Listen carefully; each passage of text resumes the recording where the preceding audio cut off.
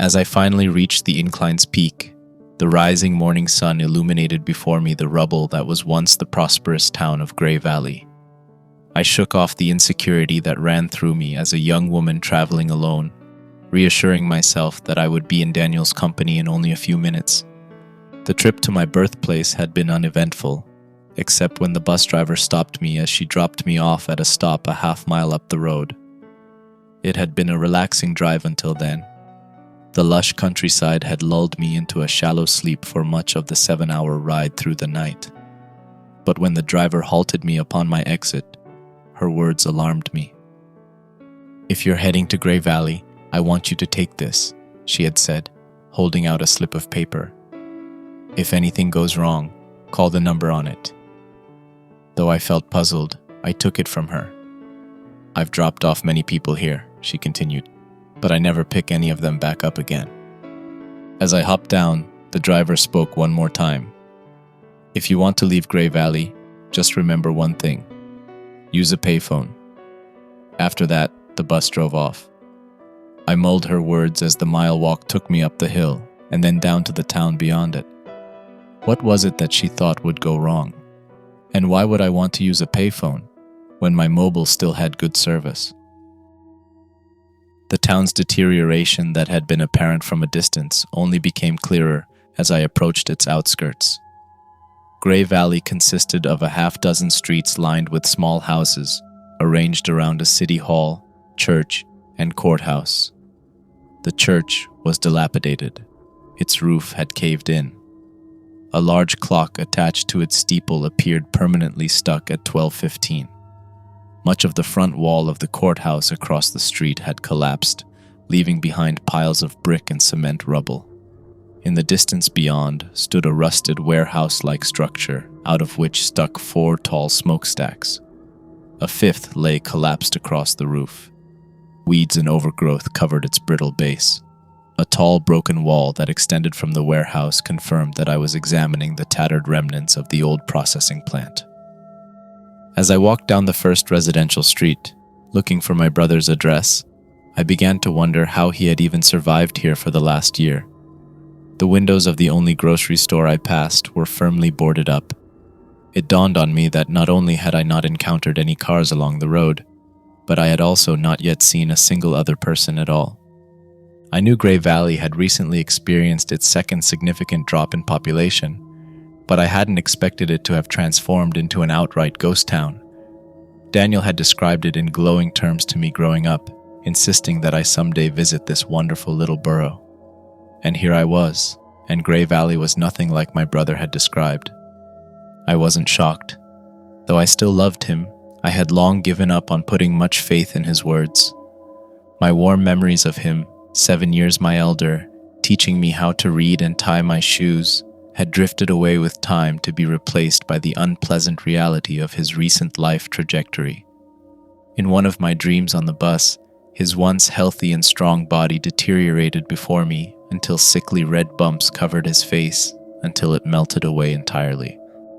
While I had been off attending college, Daniel's health had steadily declined. He got little sympathy from our dad because, in Dad's view, Daniel's problems were entirely self-inflicted. I don't completely disagree. Drug addiction can involve moral failings, but opioids often come prescribed by credible doctors, and their abuse carries few of the stigmas that accompany the substances society had trained itself to see as more dangerous. As Daniel can attest, their addictive qualities can emerge forcefully and quickly.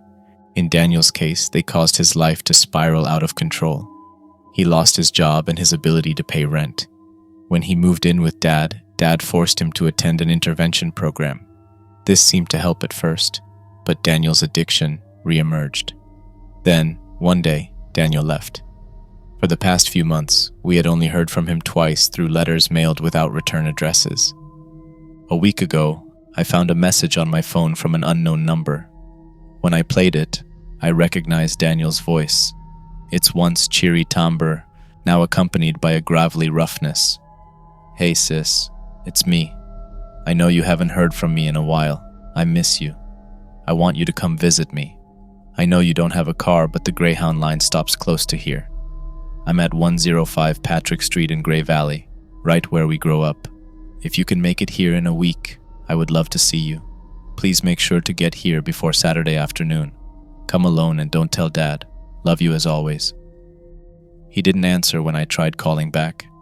I made the trip because I loved my brother and because I needed answers. I wanted to know that Daniel was safe and not about to die of an overdose. He had trusted me, alone, with this information, and I wanted to be the best sister I could be by living up to that trust. So I followed his instructions and booked bus tickets without informing Dad. Silence permeated the still air throughout the town. No birds chirped and no engines rumbled. As I passed a road leading to the church, I noticed an old, fully enclosed phone booth, the type the alter egos of superheroes would run into, across the street from it. A jagged dent marked the dirty glass that lined it. I checked my smartphone's map app. Realizing I had been walking in the wrong direction, I doubled back. I passed the derelict general store again, but the boards that I remembered covering the windows were now absent. Looking inside, I saw a smiling man in an apron standing by a cash register bundling up groceries for an elderly woman. I could hear the murmurs of friendly chit-chat between them. Excited to have at last seen another person, I swung open the door. Inside, though, all I saw were empty aisles and piles of trash. The man and the woman were gone, as were the sounds of their voices. "Hello?" I asked, to no avail. Where were they? When I closed the door, the building was back to how I had originally seen it, run down and shuttered. Something was obviously off about this empty town. Its ominous aura cast an inescapable sense of lonely desperation. I kept hearing distant voices and footsteps, but I could never locate the people responsible for them. Spooked, I doubled my pace towards my destination on Patrick Street. The neglected front yards of the homes that lined it were full of weeds, overgrown grass, and, in one case, misshapen children's toys. Aside from a shadow I glimpsed moving inside one of the homes, everything seemed abandoned. Finally, I made it to 105. Before me stood a compact two-story cottage. I shuddered at its chipped paint and broken windows, and I gasped when a ghoulish face peered back at me through a gap in the glass. "Sis," called out my brother. His word was followed by profuse coughing. A moment later, he hobbled out the front door. He looked terrible. His face was sweaty and his pupils were shrunken and constricted. He had clearly lost weight. "I knew you'd come," he said. He coughed violently again. "You're just on time." "Daniel, you look like you need to see a doctor," I said, deeply concerned by his appearance. "What happened? Are you sick? If your car is still operational, I can drive you to the nearest hospital." No, he stuttered. "Sis, just listen to me. It's all going to be okay." He took my hand and led me back to the street. Perplexed, I followed. "This house," he said, turning to look at it again. "You don't remember it at all, do you?" I shook my head while worrying about Daniel's mental state. Daniel seemed to be experiencing a breakdown. How long had he been like this? "But I do, of course," he said. "This town, it was magnificent. A real beauty. I remember Mom walking me to church from here. I remember the night when she brought you back from the hospital. I picked you up and held you. It was so perfect. I wish you remembered living here too, but I know you were too young." It was true. I only knew Mom from pictures. I left Gray Valley at age 3. Daniel and Dad left with me, but not Mom. "Sis," he said, looking at me and changing his tone. "What if we could have that back? What if we could go back to a life before?" He shook his head and then yelled for me to watch out. The sound of a loud engine suddenly rang close. I jumped onto the lawn as an old car sped by. I thanked Daniel for warning me and remarked that I wasn't being as careful as usual because I hadn't seen anyone else on the road until just now. "I had several neighbors when I arrived," said Daniel. "But," his voice trailed off, "I've been almost all alone for months now, but I'm not alone today. And I'm not just referring to you being here, sis." I noticed that in the last few minutes the whole street around us had become less post-apocalyptic. The lawns were somehow not as overgrown, and at the end of the street, A little girl now rode in circles on a tiny bicycle in the yard that had been littered with children's toys. Daniel took my hand again and started leading me down the road. "What's going on?" I asked. "Nothing here makes any sense." He ignored me. "We have to get to Main Street fast." "Why?" "The parade is almost there." "What parade? Is that where everyone in this town had been? Or was my brother delusional?"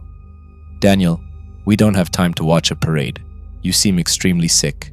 You aren't trying to withdraw cold turkey again, are you?" Daniel ignored me and, letting go of my hand, walked off toward the town center with the church and the courthouse.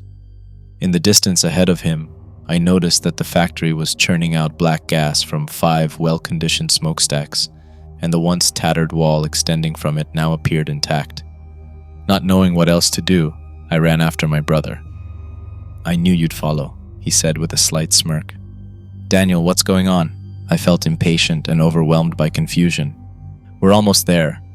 The town's main intersection lay before us. A crowd of people lined the streets.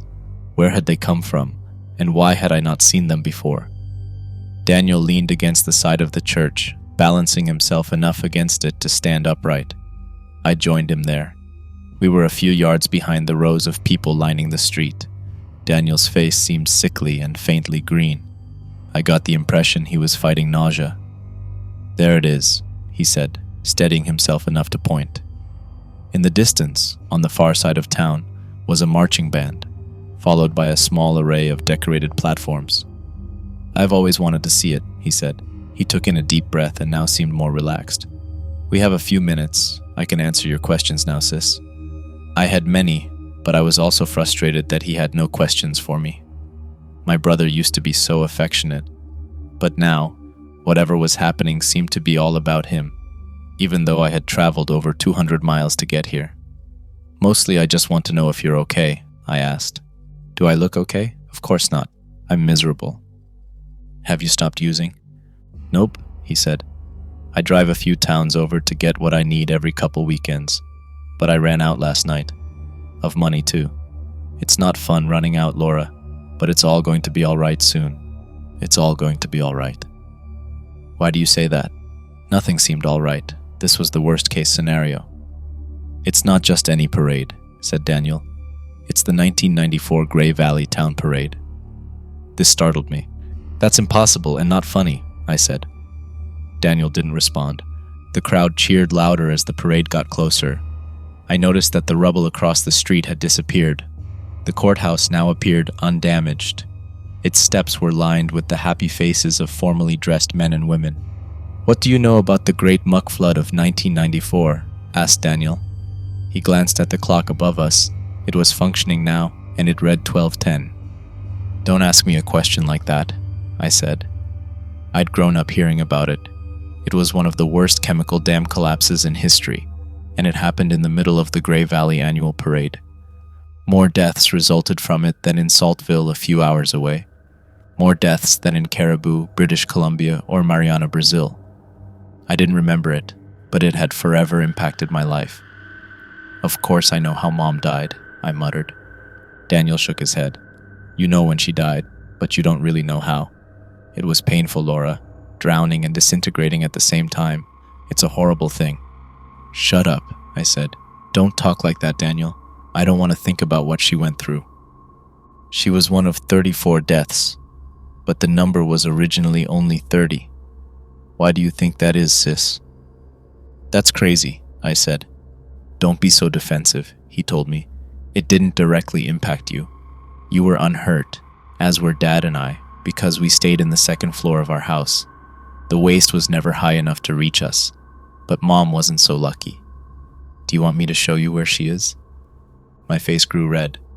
"What the hell are you saying, Daniel?" I asked. As far as I knew, what was left of her was 6 feet under in a graveyard on the other end of town. "Something so terrible, so awful as what happened here in 1994. It makes a mark," said Daniel. "A mark?" I repeated skeptically. "Agony like that doesn't always just disappear into time. It can make a stain that never goes away for those who died. I saw it when I arrived here. The way this town, on the anniversary of the disaster, slowly comes back to life throughout the morning. I hid from it in the second story of the home I grew up in, just like I did 30 years ago, and I saw, at 12:15, the disaster unfold again, all around me. Well, I'm not hiding anymore, sis. Not this time. The parade was almost upon us. The cheering and music got louder as it approached. I felt a deep tremble in the ground. At first, I thought that the marching band and the cars behind them were causing it. But this parade was far too small to cause tremors as significant as the ones I was feeling. We're going to join this town, sis. We're going to leave this world behind and get a second chance at the one that was taken from us. I watched 2 people do it last time. Over the past year, I've sensed them as part of this town. I've heard their voices in the distance. And here they are today, cheering for the parade. I started to tremble. What my brother was saying and what I was seeing, it wasn't possible. The events before me matched what had happened that day. If I was stuck in a bizarre reenactment, it was a convincing one. But of course, no one would go to the middle of nowhere to reenact such a horrible disaster. Somehow, this had to be real, which meant that we faced real danger. Daniel feebly reached out his arm and pointed across the street. "And there she is," he said, in the striped orange dress, waving. I instantly recognized her. Daniel and I had both inherited her soft brown eyes and low cheekbones, as I had learned from seeing her in pictures. I grew dizzy and nearly lost my balance as the rumblings inside and outside of me grew more intense. Now I was the one trying not to vomit. Around me, I noticed the concerned faces of people lining the streets as they noticed the tremors. My mother grabbed onto a street lamp. The band's music fell apart as the marchers started to stumble. I heard the loud echo of distant concrete crumbling and breaking apart. I knew what was happening, what the mild earthquake was doing to the poorly designed dam that contained the waste produced by the local mining industry. Daniel took my hand again, holding it tight. "Be brave, sis. We can join them too. Soon, everything will be different. I wanted you here with me. We can go through this together." "Let me go," I shrieked, yanking my hand away. In the distance, I saw the center of the concrete wall collapse as an endless stream of thick red liquid rushed into the town. Within moments, the outskirts of a tsunami of acidic toxic waste consumed the outskirts of Grey Valley. I turned to run. I knew what was going to happen. Maybe if I ran as fast as I could save myself. But I knew that wouldn't work. Not with mere seconds before the waste swept me away. "Don't bother running," said Daniel, reading my mind. "It's too late for that. Stay here with me, please." Then I remembered the phone booth. It was just across the street. If I was seeing it now, and it had also been intact in the present, then perhaps... Before I could get far, I felt Daniel grab me around my waist. "No!" he shrieked. "You are supposed to be here with me, with your brother." I watched as the cascading wall of blood-red liquid engulfed the rear of the parade. People screamed and ran in futile efforts to save their lives. I turned to my brother, tears filling my eyes. He wasn't the man I thought he was. I hated him like I never had before. "Let me go!" I yelled.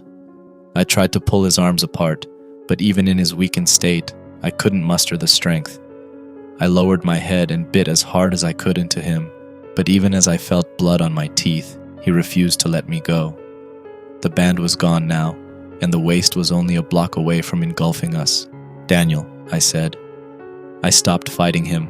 He looked up at me, his expression at first one of anger but then one of sorrow. "Please," I whispered. He looked down. "My own sister abandoning me too," he muttered to himself.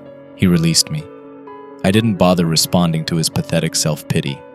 Instead, I sprinted through the crowd of panicking people and hopped into the enclosed phone booth. The moment I shut the door, liquid swept through the area where I had been standing. I felt a sharp burn in my foot as the red acid ran across the ground. The bottom of the booth was not perfectly sealed. I grabbed the top of the heavy mechanism holding the phone and pulled my feet off the ground. Luckily, it supported my weight and allowed my feet to dangle a few inches above the surface. I panicked as the water level beneath me slowly rose as more of the crimson gunk leaked inside. I looked out the clear glass window and saw that my booth was immersed almost to its top in a sea of the vile substance. I heard screams and howls of pain, followed by a bump sound as the body of the man I had seen working at the general store floated into the booth. His apron and the skin underneath it had begun to disintegrate in the water, leaving behind a disgusting, fleshy residue. Then, a second figure, grotesquely deformed, slammed into the glass before me, damaging it but not breaking it. I glimpsed a striped orange dress on its boiling pink body and shut my eyes, not opening them again until the nightmarish noises around me had died down. The thunderous sound of swirling liquid reached a fever pitch and then died down as the water level finally decreased. When I opened my eyes, I found myself in total silence in the middle of an empty ghost town once again. Everything looked as it had when I arrived that morning. When I dropped to the ground, I landed on old concrete rather than acidic liquid. Yet, patches of my shoes and socks had been eaten away, and the bottom of my feet stung with each step. Daniel was gone. I dialed the number I had been given. The bus driver told me she would pick me up as soon as she could get there. Hysterically, I began to explain what I had witnessed, but she cut me off and just told me to wait. I gave her the only address I could think of. I ran past a historical marker, commemorating the 35 victims of the tragedy, and headed to our old family home. When I arrived, it at first looked abandoned, but as I approached, I saw movement within the windows lining the kitchen. Peering in, I witnessed a young woman with soft brown eyes and low cheekbones carrying a tray of food to a blissful boy. My heart fluttered as I pushed open the front door and ran to the kitchen, but the kitchen was unoccupied. All I found in it was a pile of empty pill bottles on a dusty counter. Hello there, thank you for watching. This story was a bit more slow-burning and mysterious. Please let me know if you would like to hear more stories like this one. If you want a similar story, check the one on screen. Lastly, if you've enjoyed the video, don't forget to like and subscribe. Stay creepy and see you in the next story.